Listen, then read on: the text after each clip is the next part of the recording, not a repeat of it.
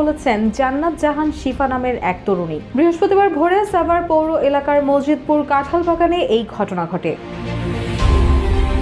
জানা গেছে নিহতের নাম আব্দুস সাত্তার। তিনি নাটোর জেলার সিংড়া থানার ভগা গ্রামের বাসিন্দা। স্ত্রীর মৃত্যুর পর মেয়েকে নিয়ে মসজিদপুর কাঁঠালবাগান এলাকায় একটি বাড়ির পঞ্চম তলায় বাসা ভাড়া থাকতেন আব্দুস সাত্তার। গত 5 মাস আগে এই বাসা ভাড়া নেন জান্নাত।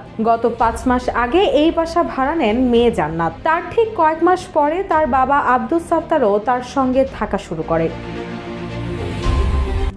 RICL TMX, যুগের পর যুগ স্থাপনা থাকে মজবুত।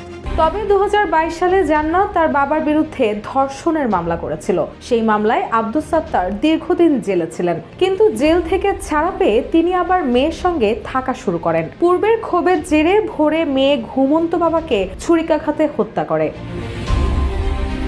প্রাথমিক জিজ্ঞাসাবাদে জান্নাত পুলিশ